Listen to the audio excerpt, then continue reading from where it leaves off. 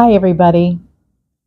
You might be wondering why I'm wearing a hoodie during a heat wave and why my shirt is all wonky.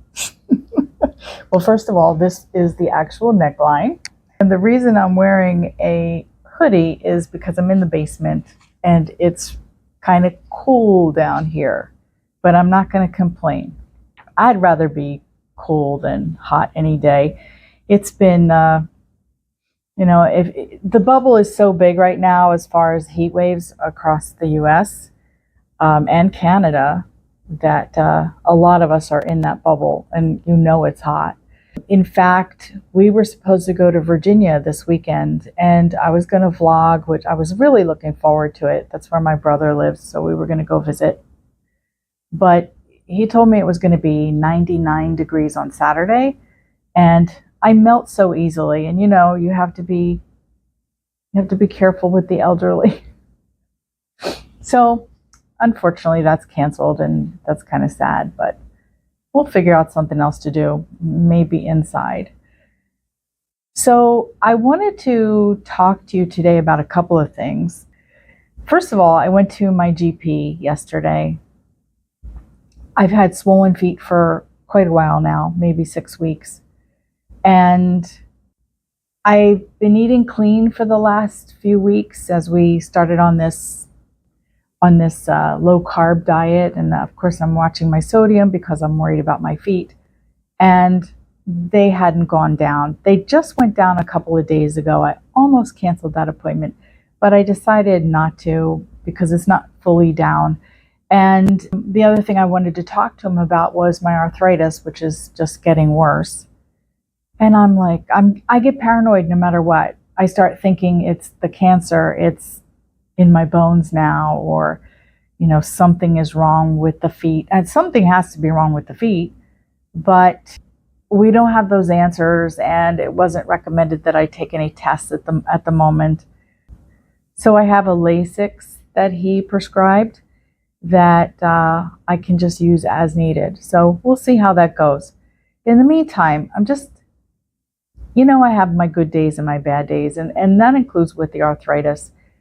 Sometimes I worry a little bit because I'm getting older, and to be older and to have cancer is kind of tough. My doctor does feel like it's just my age, and these things are just falling apart a little bit. And I don't want to hear that. I wake up and my fingers are just, ugh.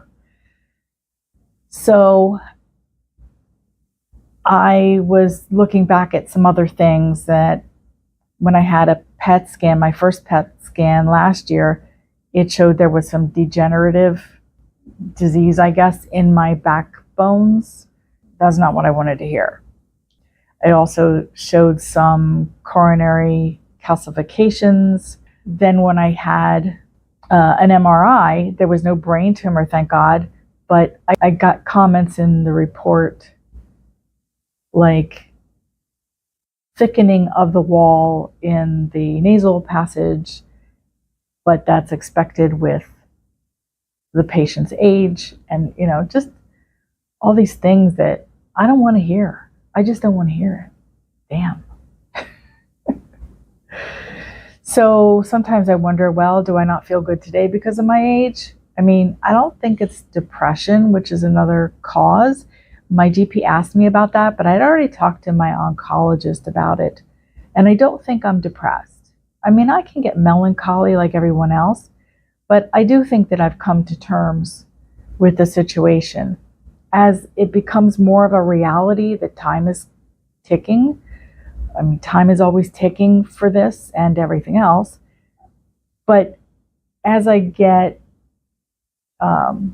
more symptoms, I suppose, yeah, I don't know how I'll feel. Maybe I'll just curl up in a little ball, but I work hard at not doing that. I want to enjoy that quality of life, and it's very hard to do it if you are depressed. So I feel blessed. I don't need an antidepressant or anything else. Gosh, I have a box full of medications, so I don't need to add that. I was talking to my oncologist about not having that energy, and she prescribed Ritalin, and that's sitting in the box. I have not tried that. I don't know that I want to try it. I don't feel, yeah, I just don't want to give in to certain things, I suppose. I'm not saying there's anything wrong with Ritalin, but yeah, I'll take it when I need it, and I'll try it. So, insert. Don't forget to like and subscribe. I really appreciate it. It helps me reach other people. The more likes that I have, the more subbies I have, the more YouTube will show it. And I really, really, really appreciate that. I have goals. So I was wondering why I got this cancer to begin with. And a lot of people seem to approach that subject with me. I've been told there are talcum powder class action suits against Johnson & Johnson. Well, I was one of those people in the 80s that, we wore pantyhose. We don't really wear pantyhose so much anymore. But if you wore a dress then, you had to wear pantyhose for a lot of years. I don't think my grandmother probably wore stockings forever. Even when we finally got her in a pantsuit when she was 75. So I feel that I'm not so sure about that anyway. And that would drag out forever. I'm not here to blame any one particular thing.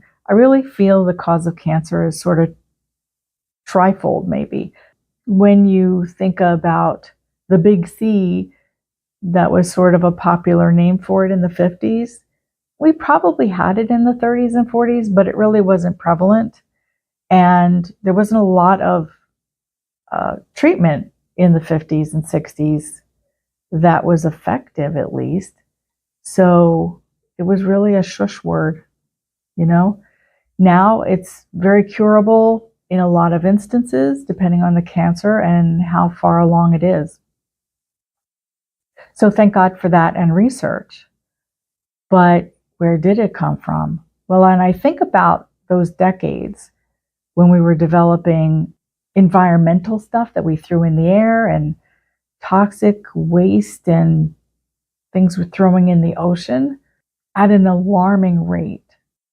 And I think environment has a lot to do with it. Breathing in diesel fuel, which I sort of felt like that smelled good when I was a kid. So maybe I shouldn't have breathed too deep. And I know I was a weird kid. I also liked marshmallows. We toast marshmallows. I would set mine on fire deliberately and then not blow it out. So yeah, I also liked burnt toast when I was a kid. And, they say that you have a lack of something when you have weird cravings like that. So maybe it was iron or something like that. But that's all carcinogenic from what I understand. So that could have contributed for sure.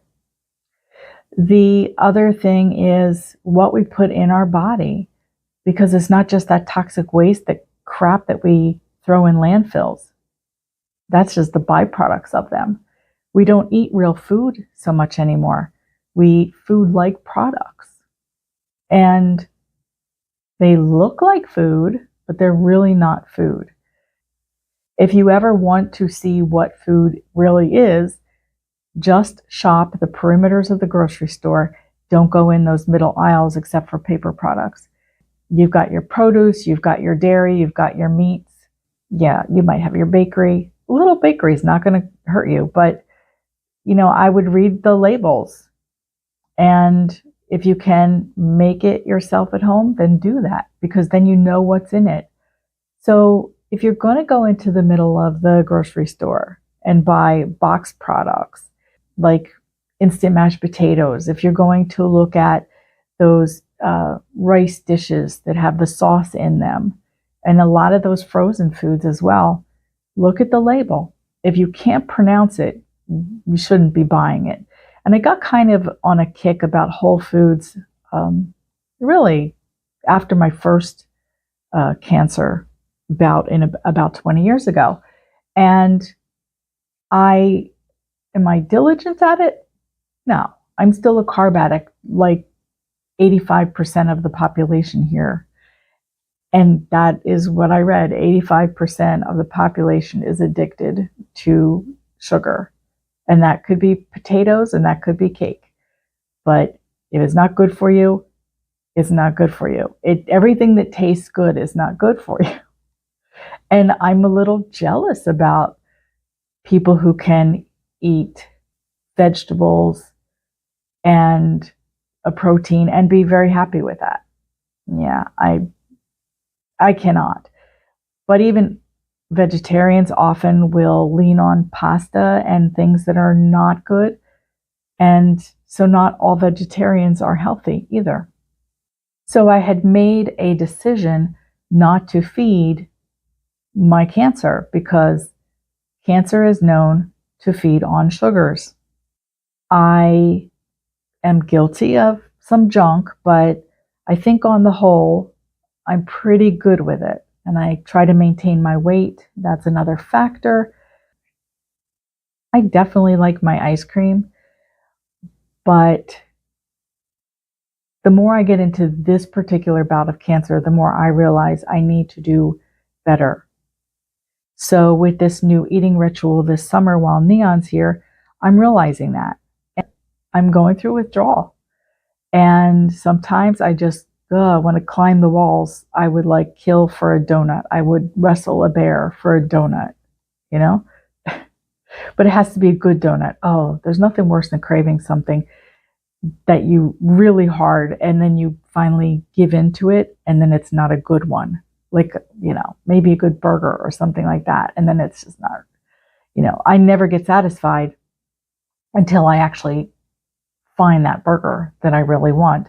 So I could go through a lot of calories looking to satisfy that craving. So in doing more protein and less carbs, I feel like I'm doing much better for my body. So even after this summer, I think I'm going to be a little bit more mindful. You know, I may not be on a weight loss journey at that point. And I have lost a few pounds, by the way. But I'm going to be mindful of what I'm putting into my body and give myself the treat when I really need the treat, but not self-medication. I was always an emotional eater. I would feed my stress to calm it down, like so many other people. So I'm never going to be like a holier than thou kind of person because I've been there, done that. And I'll talk more about my past later, you know. Get to know me for right now. You may not like me. No, I'm kidding. Oh, and I also wanted to say I just made Egyptian goulash. I had made it about a month ago in the phyllo dough, which was kind of like I don't know, you'd have to look it up. It's like an Egyptian meat pie. So look up those search terms and you'll find some good recipes for it. This time I did not put it in the phyllo dough. I made the meat and put it on a little bit of rice that we could measure. Phyllo happens to be a little high in carbs, but it is good. Not going to complain about that. Just have to limit that. So certain starches are, you know, okay, but in moderation. You know, it's just not veg and meat for me. In fact, most vegetables I'm not supposed to have or I have to limit because I'm supposed to be on a low fiber diet. So it's never easy. You know, when you're trying to fulfill your body's needs and your doctor's orders, you know, it just does take the options down. So I won't have cabbage, but I will have a little something that, you know, I'll pick and choose my battles. Like there were some sugar snap peas that I love those, but I had 4 of them the other night with the goulash, which was just really good. Okay. So I wanted to look in the mailbag and answer a couple of questions today. One of them, I cannot remember exactly which video she commented on. It wasn't the newest one, but she asked about my eyebrows, that she has problems shaping her eyebrows, and asked what products I use. So I have them with me, just drugstore. I don't go to Sephora. I don't spend that kind of money if something works and it's cheap enough. So I have this pomade from LA Colors. And if you look at LA Colors eyebrow, if you do those search terms, you'll probably find it, I'm sure.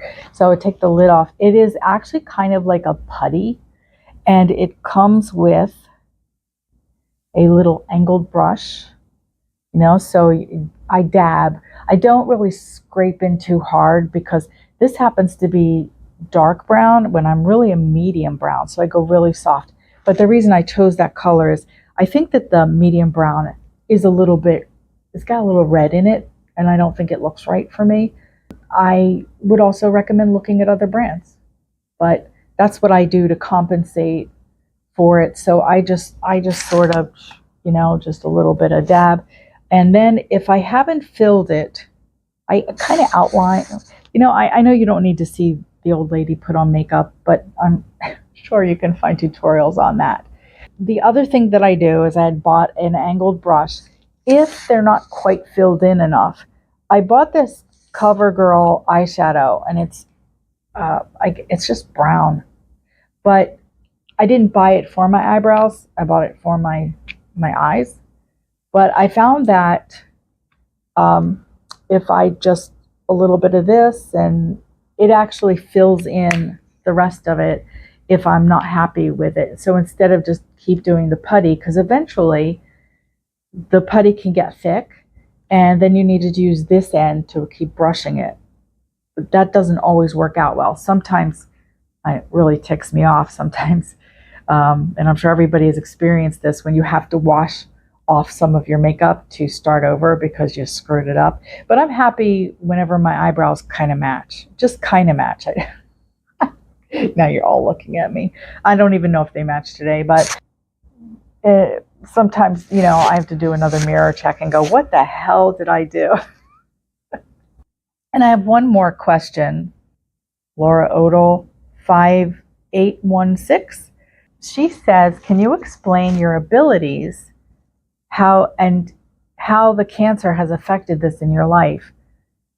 Okay, so my abilities, I've been psychic since I was a little girl, and I don't know how I got the gifts, but I think everybody has the gifts, and everybody has it in different ways, but some people don't develop it. And it was kind of spontaneous till I was in my early 20s, and I decided to develop it. I happened to find a spiritualist church. I happened to find a bunch of mediums, and I had a mentor take me under her wing. And I believe we have lots of mentors in life. And she was my first. Her name was Beatrice. She was a little British medium from England, and she was, I couldn't even express how good she was. She's much better than I could have ever hoped to be.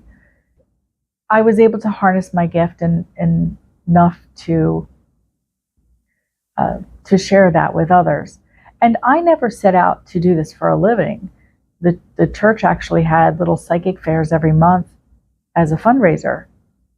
And, I wanted to help them pay the rent. So I joined in and did little mini readings. And then people started to ask me for my business card. And I was like, what? I work at a dental office. And eventually I started doing it on the side on the weekends in a little home office. And about 6-7 years later, I was making even money.